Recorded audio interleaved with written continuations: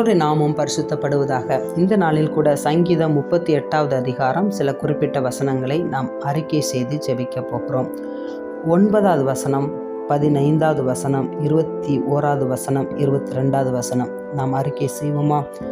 ஆண்டவரே, என் ஏங்கள் எல்லாம் உமக்கு முன்பாக இருக்கிறது, என் தவிப்பு உமக்கு மறைவாய் இருக்கவில்லை. கர்த்தாவே, உமக்கு காத்திருக்கிறேன். என் தேவனாகிய ஆண்டவரே, நீர் மறு உத்தரவு கொடுப்பீர். கர்த்தாவே, என்னை கைவிடாதேயும், என் தேவனே, எனக்கு தூரமாகாதேயும். என் இரட்சிப்பாகிய ஆண்டவரே, எனக்கு சகாயம் செய்ய தீவிரியும். நாம் செபிப்போமா? ஏசப்பா, உமக்கு ஸ்தோத்திரம் ஸ்தோத்திரம். நன்றி நன்றி அப்பா. இந்த ஆசீர்வதிக்கப்பட்ட அருமையான அந்த நாளுக்காக உமக்கு கொடான கொடி ஸ்தோத்திரம் ஏசப்பா. ஆண்டவரே, எங்களுடைய ஏக்கமெல்லாம், எங்களுடைய தவிப்பெல்லாம் நீங்களாக இருக்கணும் ஆண்டவரே. இந்த நாட்களில் எல்லா கர்த்தருடைய பிள்ளைகளுடைய ஏக்கம், தவிப்பு ஆண்டவரே, நீங்கள் ஒருவர் மாத்திரம் ஆண்டவரே.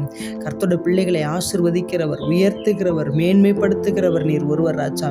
இந்த நாட்களில் கர்த்தருக்கு காத்திருக்கிற ஆண்டவரே, கர்த்தருக்கு காத்திருக்கிற பிள்ளைகள் ஆண்டவரை புது பலனை பெற்றுக்கொள்ளும் ஆண்டவரே.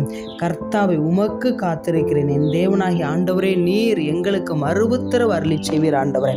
இந்த நாட்களில் உமக்கு காத்திருக்கிற பிள்ளைகளுக்கு மறு உத்தரவு அருளி செய்கிற தேவன், நோக்கி பார்க்கிற பிள்ளைகளுக்கு நீங்கள் மறு உத்தரவு அருளி செய்கிற தேவன், அதற்காக ஸ்தோத்திரம். கர்த்தாவே, நீர் எங்களை கைவிடாதையும் ஆண்டவரே.